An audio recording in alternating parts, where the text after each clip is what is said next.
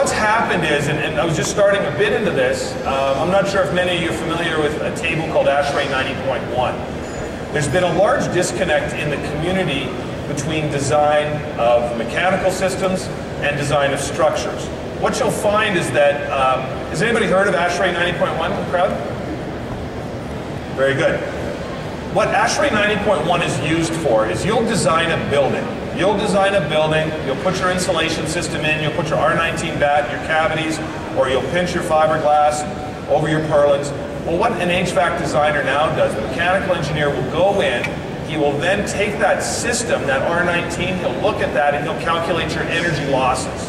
So, what he'll do is he'll actually correct an R19 bat, 16-inch on center, to down to about an R8 performance. So he takes your whole opaque wall system and says, this is the actual operational R value of this wall. And so you have a difference here between nominal R value, which would be your R19, and effective R value, which would be R8 of your wall assembly. And he does it by a table. So this was actually going on in design, and a lot of folks didn't know that. You would design, an architect or a design build would design a building. You'd put R19 bat in a cavity, say. Then what happened, when you send it to the HVAC team, they do some design. They go, that R19, okay, that's function as an R8. And then what they would do is they'd calculate the square footage, what they need to actually heat the building, calculate the losses, and design your tonnage on that. So, what happened was that the ASHRAE folks have been lobbying Washington, and we've now got energy codes to be based on ASHRAE, which is effective R value. A lot of folks say, well, that's a great idea. What's it? Because we're talking about reality. The reality of what the effectiveness of those wall assemblies are. So currently what we have is most of them are working off an ASHRAE table from ASHRAE 90.1 from about 2004. The current code changes, which are adopted in about 35 states, are up to ASHRAE 2007. All the stimulus money is all designed to ASHRAE 2007. And what this did is this looked at trying to reduce energy usage by about 30%. This is low-hanging fruit, folks. What we're trying to do is we're trying to say, let's be more efficient. We have got non-renewable resources we're using, so let's take that non-renewable resource and get the most out of it we can. Let's maximize energy efficiency of buildings. So what they tried to do is reduce it from 30% from the 2004 levels. And in almost every zone, if you follow a prescriptive path, you actually have to put continuous insulation or put some form of insulation over your steel members in order to get that effective R value. There's no other way that you're going to be able to achieve it in a cavity. And in fact, if you took fiberglass in a cavity and went, say, 3 feet thick, and if you put it in one steel stud kit, you would never beat R10 for performance. That's the most you can ever get.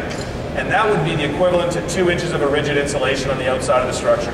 So you got, a foot, 8 feet, 10 feet, how much ever you want to put in there versus 2 inches. And I would take the 2 inches every day. What's coming now is the next ASHRAE, the next incarnation of ASHRAE is already under development, and they're actually pushing that even higher, and they're looking at energy reduction by up to 50%. So what we're doing is that we're seeing these only go one way. And I think that for this is really noble efforts, because what we're trying to do is we're trying to use as least of that sacred resource as we can. At Dow, what we're doing is we're doing a lot of building envelope solutions to help you folks design and figure out ways that you can actually meet these standards and codes. And so we want to talk a little bit about that later. To this end, what we did is we got involved in a project with Oak Ridge National Labs. And I'm not sure if many of you have been by the booth over the publication booth. Metal Architecture here has got a great article on this. And it takes it's got the whole study on thermal renewal of a building envelope that I'm going to talk about today. So if you pick this up, it's a great read. I'm not going to go into the whole study in depth. I'll just hit the high points. This project was done in conjunction with Paramount Metals, and they were a great partner for us on this job because they helped us, they let us come in and help with some design, help clarify design, and at the same time we helped teach them about code and how to meet code. This was a 2,300 square foot building envelope upgrade, as I said, at Oak Ridge National Labs in Tennessee. It was done, we did both insulation and air sealing. And we did that between June and July of 2010. We used our Thermax products plus our froth pack products in order to make this happen. Now, I mentioned air sealing there. How many people understand how the benefits of air sealing? Well, I think for those of you that don't understand, air sealing's very critical. It's very critical because insulation is basically trapped air. Now, if you have trapped air, that's how you get insulation. Fiberglass works that it traps air between the glass fibers. Now, it's kind of along the lines of a wool sweater. If you think about what a wool sweater does, it takes all those woolen fibers and it insulates you on a cold day. How good is a wool sweater on a windy day? It's not a good insulator at all. You're actually very cold.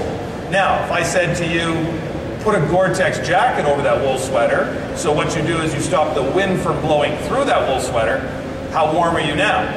You're going to be warm. So the whole idea is that air leakage in a building actually decreases the thermal efficiency greatly, exponentially actually. And what it also does is it also introduces a lot of moisture into buildings. So you can actually create a lot of problems by air leakage. And we see now the code starting to move tighter and tighter to tightening up on air leakage. So what we did on this project is we did look at air leakage.